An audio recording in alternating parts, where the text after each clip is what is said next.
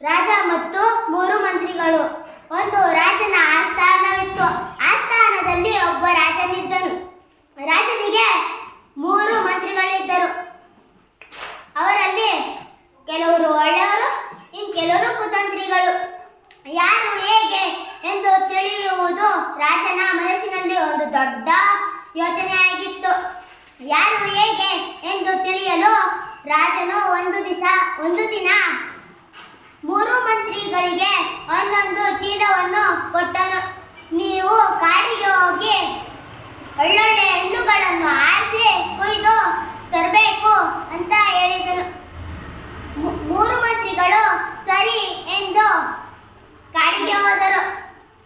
ಮೊದಲನೆಯವನು ಪ್ರಾಮಾಣಿಕವಾಗಿ ರಾಜರು ಒಳ್ಳೊಳ್ಳೆ ಹಣ್ಣುಗಳನ್ನು ಆರಿಸಿ ಕುಯ್ದು ತುಂಬಿಸ್ಕೊಂಡು ಬರಬೇಕು ಅಂತ ಹೇಳಿದ್ದಾರೆ ಅಂತ ಕಷ್ಟಪಟ್ಟು ಆರಿಸಿ ಕುಯ್ದು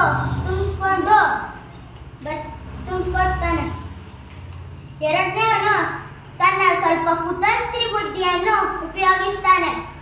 ರಾಜನನ್ನು ಪೂರ್ತಿ ನೋಡ್ತಾರೆ ಎಂದು ಕೊಳಕಿನ ಹಣ್ಣುಗಳನ್ನು ಹಾಕಿ ಗಿಣಿ ಕುಟುಕಿರುವ ಹಣ್ಣುಗಳನ್ನು ಹಾಕಿ ತುಂಬಿಸಿಕೊಂಡು ಮೇಲೆ ಮಾತ್ರ ಚೆನ್ನಾಗಿರುವ ಹಣ್ಣುಗಳನ್ನು ಹಾಕಿಕೊಳ್ಳುತ್ತಾನೆ.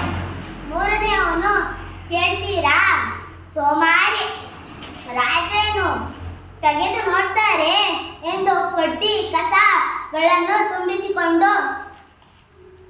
ತುಂಬಿಸಿಕೊಂಡರು. ತನ್ನ ಚೀಲವನ್ನು ಹೊತ್ತಿಕೊಂಡು ಆಸ್ಥಾನಕ್ಕೆ ಹೋದರು. ರಾಜನ ಬಳಿ ಇಟ್ಟರು. ಕುತಂತ್ರರಿಗೆ ತಕ್ಕ ಪಾಠ ಕಲಿಸಬೇಕು ಎಂದು ಸೇವಕರನ್ನು ಕರೆದು ಇವರನ್ನು ಒಂದೊಂದು ಕೋಣೆಗೆ ಹಾಕಿಡಿ. ಇವರು ತಂದಿರುವ ಚೀಲವನ್ನು ಇವರಿಗೆ ಕೊಡಿ, ಊಟವನ್ನು ಕೊಡಬೇಡಿ ಎಂದನು ರಾಜ. ಆಗ ಪ್ರಾಮಾಣಿಕವಾಗಿ ಆರಿಸಿ ಕೊಯ್ದು ತಂದಿದ್ದ ಮಂತ್ರಿ ಅದನ್ನು ತಿಂದು ಆರೋಗ್ಯವಂತನಾದನು. ಎರಡನೆಯವನು ಕೊಳಕಿನ ಹಣ್ಣುಗಳನ್ನು ತಿಂದು ರೋಗಿಯಾದನು. ಮೂರನೆಯವನು ಕಸ ಕಡ್ಡಿ ಮುಳ್ಳುಗಳನ್ನು ತಿನ್ನಲಾಗದೆ ಹೊಟ್ಟೆ ಹಸಿವಿನಿಂದ ನಿತ್ರಾಣನಾಗಿ ಹೊರಗಡೆ ಬಂದನು.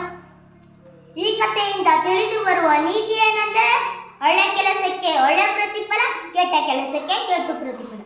ಧನ್ಯವಾದ. Thank you.